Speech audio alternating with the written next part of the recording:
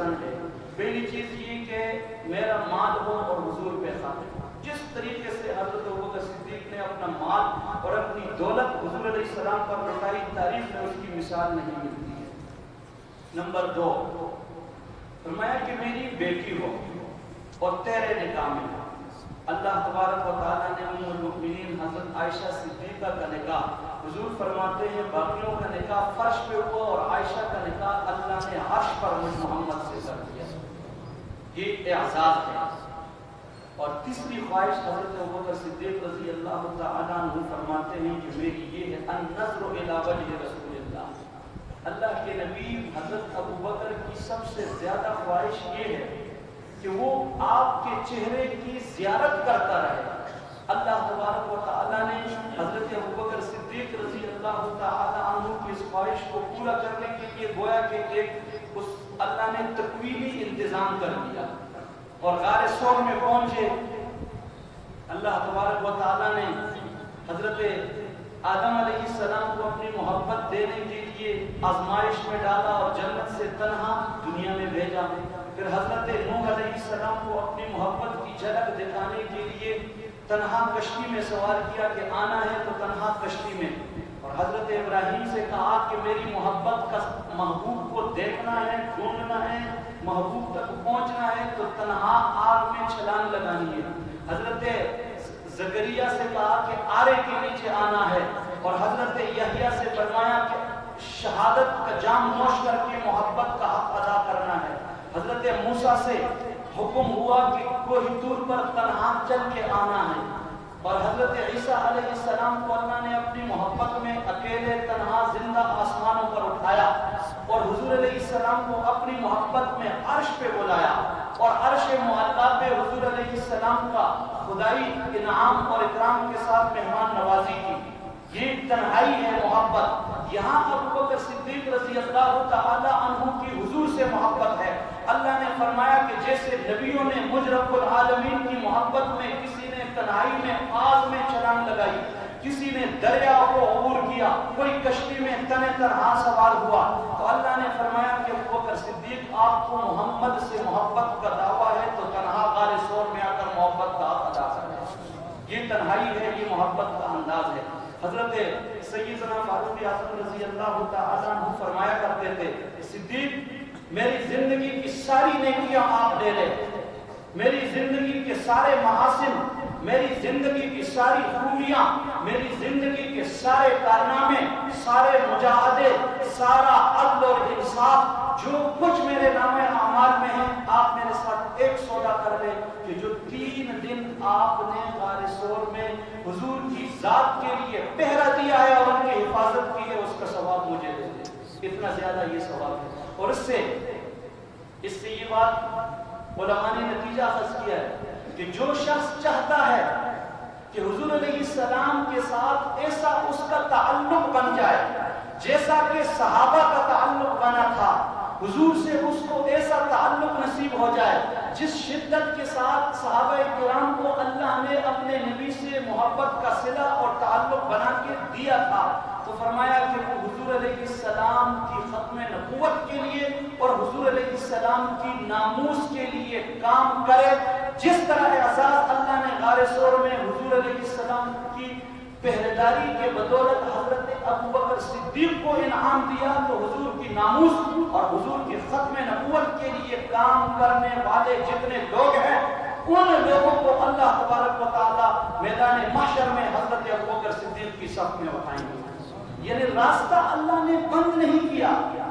آج بھی حضرت ابوبکر صدیق کی صف میں آنے کے لیے، ان کی چھتری کے نیچے کھڑا ہونے کے لیے اور حضرت ابوبکر صدیق رضی اللہ تعالی عنہ کی صدیقی نسبت حاصل کرنے کے لیے اللہ تعالیٰ نے حضور علیہ السلام کی محبت کا، حضور کی ناموس پہ مرنے کٹنے کا جو عنوان دیا ہے کہ حضور کی ختم نبوت کا اور حضور علیہ السلام کی ناموس رسالت کا تحفظ جو کرتا ہے جس طریقے سے کرتا ہے اللہ تبارک و تعالیٰ اس کو وہ اعزاز اور وہ انعام عطا فرما دیتے ہیں. حضرت ابوبکر صدیق رضی اللہ تعالیٰ عنہ ابھی غار میں ہیں. حضرت امیر شریعت سید عطا اللہ شاہ بخاری رحمۃ اللہ تعالیٰ علیہ فرمایا کرتے تھے ابوبکر صدیق کی یہ عظمت ہے، یہ ان کی شان ہے، یہ ان کا کمال ہے، اور یہ اللہ تبارک و تعالیٰ کی ان پر ایک نوازش ہے کہ اللہ تبارک و تعالیٰ نے ان کو ایسا مقام دیا۔ حضور کی تعبیر کی ہے کس سے؟ قرآن سے۔ ام المؤمنین حضرت عائشہ صدیقہ رضی اللہ تعالیٰ عنہ سے پوچھا گیا کہ حضور کا خلق کیا ہے، تو فرمایا کان خلقہ القرآن، حضور کا خلق قرآن ہے۔ حضور علیہ السلام اور وہ قرآن کہ کوئی عملی تصویر دیکھنا چاہتا ہے تو وہ حضور علیہ السلام کو دیکھے کہ یہ قرآن کی عملی شکل ہے۔ تو امیر شریعت سید عطا اللہ شاہ بخاری رحمت اللہ تعالیٰ علیہ فرمایا کرتے تھے کہ آج غار سور میں ایسے ہے نا، حضور نے جب اپنا سر مبارک کی حضرت ابوبکر صدیق کی گود میں رکھا ہے تو یوں لگ رہا ہے جیسے قرآن رحم میں رکھا ہو اور ابوبکر اس زندہ جاوید قرآن کی تلاوت کر رہے ہیں۔ یہ اعزاز اللہ تبارک و تعالیٰ نے حضرت ابوبکر صدیق کو عطا فرمایا۔ اسی میں دیکھتے ہیں ادب، مقام ادب آپ دیکھیں کہ صحابہ نے حضور سے کس طرح محبت کی ہے۔ حضرت ابوبکر صدیق نے ایک سوراخ کو اپنی ایڑی سے بند کیا ہوا ہے، تو ظاہر ہے کہ حشرات الارض، جو کیڑے مکوڑے اور جو ڈسنے والی چیزیں ہوتی ہیں وہ تو اپنا کام کر دکھاتی ہے۔ حضرت ابوبکر صدیق رضی اللہ تعالیٰ عنہ کو اس سوراخ سے ایک موزی کہتے ہیں کہ بچو نے ڈنگ مارا، ظاہر ہے کہ وہ کتنا تکلیف دہ ہوتا ہے۔ یہ تو ابوبکر صدیق رضی اللہ تعالی عنہ ہے اور ان کی گود میں حضور کا سر مبارک ہے۔ امام مالک رحمۃ اللہ علیہ کے بارے میں آتا ہے کہ سامنے حضور علیہ السلام کی احادیث کی کتاب ہے اور وہ حدیث پڑھا رہے ہیں۔ حدیث حضور کی ذات نہیں ہے، حدیث جو ہے نا یہ حضور کے الفاظ ہیں، یہ حضور کی انفاس ہے، اور حدیث کے ایک ایک جملے میں حضور علیہ السلام کے مبارک کلمات کی مہک ہے۔ امام مالک رحمۃ اللہ علیہ حدیث کا درس دے رہے ہیں، شاگردوں نے دیکھا کہ حضرت کا چہرہ انتہائی متغیر ہو گیا، رنگ کالا ہو گیا، آنکھوں سے آنسوں کی برسات جاری ہو گئی اور تکلیف کی شدت ہے۔ معمول کے مطابق سبق مکمل کیا۔ سبق مکمل کرنے کے بعد ایک طالب علم کو بلایا، کہا کہ یہ قمیص اٹھا کے دیکھ لے، کسی چیز نے مجھے کھایا ہے۔ دیکھا تو بچو نے کھایا ہے۔ طالب علموں نے گزارش کی حضرت کتنی دیر سے آپ کو دیکھ رہے ہیں، آپ کی یہ کیفیت ہو رہی ہے، تو آپ پہلے بتاتے۔ فرمایا کہ حضور علیہ السلام کی احادیث کا ادب اور احترام ہے کہ سامنے حدیث کھلی ہو اور میں اپنی قمیص اٹھاؤں اور بچو کو دیکھوں۔ ادب کا تقاضا یہ تھا کہ میں یہ تکلیف کو برداشت کروں، پر جو بات حضور کی حدیث نامکمل ہے اس ٹکڑے کو مکمل کر دوں۔ یہ ایک امتی کا حال ہے جو حضور کی حدیث پڑھا رہا ہے، تو جو حضور کا سر مبارک اپنی گود میں رکھ کے اسے دیکھ رہا ہے وہ تو سمجھے کہ محبت کے نشے میں ایسا مخمور ہے، دنیا اور ما فیہا سے شاید بے خبر ہے۔ حضرت ابوبکر صدیق کی آنکھوں سے آنسو کی لڑی نکلی۔ اب آنسو انسان کے اختیار میں نہیں ہے، تو وہ آنسو کا قطرہ سیدھا جا کے نا حضور علیہ السلام کے چہرے مبارک پہ لگا۔ دنیا میں کتنے لوگ ایسے ہیں جن کے آنسو گرتے ہیں، کوئی کدھر جا کے لگتے ہیں، گندی کسی ٹوکری میں جا کے لگتے ہیں، رومال سے صاف کرتے ہیں، ٹیشو سے صاف کرتے ہیں، اور کسی کے آنسو کی جگہ کیا بنتی ہے، یہ آنسو کا کیا مقدر ہے یہ تو ہمیں پتہ ہے، لیکن حضرت ابوبکر صدیق رضی اللہ تعالی عنہ کے آنسو اتنے قیمتی ہیں کہ آنکھوں سے آنسو کی لڑی گرتی ہے تو وہ آنسو کو حضور علیہ السلام کا وضحا والا چہرہ اپنے دامن میں جگہ دے دیتا ہے۔ یہ عظمت ہے، یہ شان ہے۔ اور ایک صحابہ میں دو، ایک تو حضرت ابوبکر صدیق رضی اللہ تعالیٰ عنہ کے آنسو اتنے بابرکت ہے جو حضور علیہ السلام کے وضحا والے رخسار پہ جا کے لگتے ہیں، اور حضرت عثمان نے نا قرآن سے محبت کی۔ جب حضرت عثمان شہید ہوتے ہیں تو شہادت کے وقت جو خون کا فوارہ پھوٹتا ہے تو قرآن کریم کی تلاوت اس وقت بھی ہو رہی ہے اور روزے سے، اور یہ جو خون کا فوارہ پھوٹ رہا ہے تو خون کا قطرہ قرآن کریم کی اس آیت پر جا کے گرتا ہے، فَسَيَكْفِيكَهُمُ اللَّهُ وَهُوَ السَّمِيعُ الْعَلِيمُ۔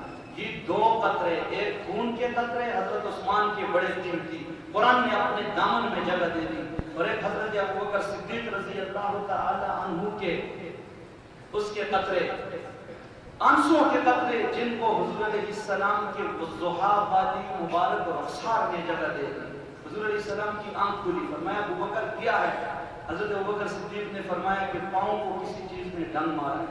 हुजूर अलैहिस्सलाम ने फरमाया कि अगर ज़हर से नुकसान हुआ है तो तरियाक भी मौजूद है। और हुजूर अलैहिस्सलाम ने अपना लुआब मुबारक निकाला और हज़रत अबू बकर सिद्दीक़ रज़ी अल्लाह तआला अन्हु की एड़ी को लगाया तो वो ठीक हो गई। ज़हर का असर खत्म हो चुका। ये शिफा है, शिफा। हुजूर का लुआब शिफा है, हुजूर की नज़र शिफा है, हुजूर की ज़ात खुशबू है, हुजूर की सिफात खुशबू है और हुजूर की जो हैसियत है वो जामिउल महासिन है। अल्लाह ने इसे कमालात अता फरमाए। अंदर हजरत अबू बकर सिद्दीक़ रज़ी अल्लाह तआला अन्हु है, हुजूर अलैहिस्सलाम है।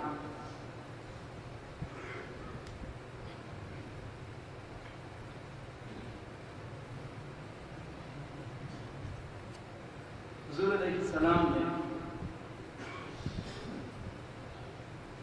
अंदर बातें हो रही हैं, इसी में देखा कि बार कोई पाँव की आहट आई। हज़रत अबू बकर सिद्दीक़ रज़ी अल्लाह तआला अन्हु फरमाते हैं कि देखा कि मक्का के जो लोग हुजूर अलैहिस्सलाम की तलाश में निकले थे उनके पाँव।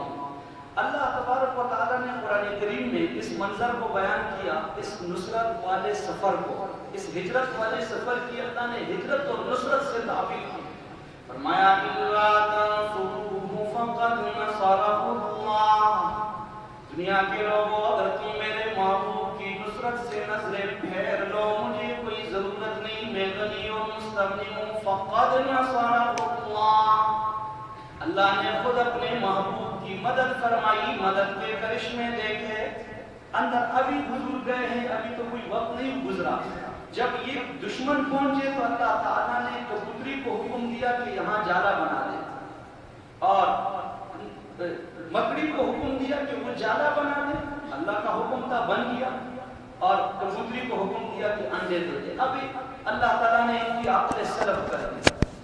किसी ने कहा कि गार में अंदर जाके देखते हैं, तो एक दूसरे से कहने लगे यार गार में अंदर वो कैसे गए होंगे, यहाँ तो मकड़ी ने जाला बनाया हुआ है और ये अंडे रखे हुए हैं। इसका मतलब ये कि एक अरसे तक कोई अंदर गार में दाखिल, यहाँ से वापस हो गए।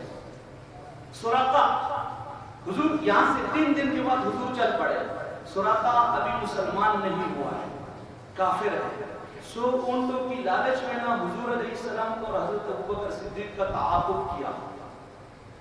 जब तआक़ुब किया जान से मारने के लिए, सो उनका इनाम हासिल करने के लिए, माज़अल्लाह हुजूर अलैहिस्सलाम की जिंदगी का चिराग खुल करने के लिए घोड़े पे सवार है और पीछे से पहुंचा। एक मरतबा वो आगे बढ़ता है तो घोड़े ने उसको गिराया। दोबारा घोड़े पे सवार हुआ तो घोड़े ने दोबारा गिराया। तीसरी मरतबा फिर सवार हुआ, हुजूर की तरफ चला तो घोड़े ने गिराया। और इस मरतबा सिर्फ गिराया नहीं, जमीन ने अपने अंदर खींचना शुरू कर दिया। तो हुजूर अलैहिस्सलाम की तरफ ऐसे देखने लगा और माफी मांगी। हुजूर अलैहिस्सलाम ने अपील की, जमीन से बाहर निकाल दिया। और हुजूर अलैहिस्सलाम ने इस मौके पे आप पैगंबर का अखलाक देख के हैरान हो जाएंगे।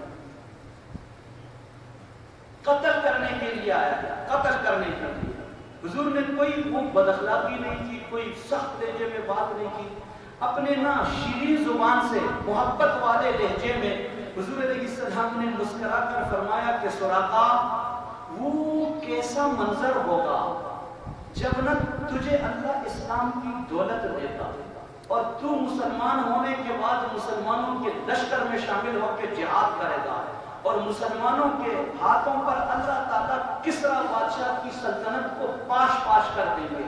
और फिर क्या होगा कि किसरा बादशाह के पास जितने खजाने हैं, गनीमत के अंबार बन के वो आ जाएंगे।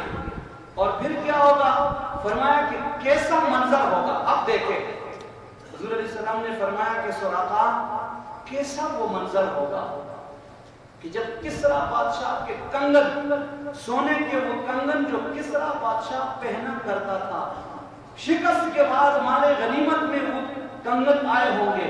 और वो क्या खूबसूरत मंजर होगा कि जब वो कंगन तुझे पहनाए जाएंगे। وہ آیا ہے مارنے کے لیے، قتل کرنے کے لیے۔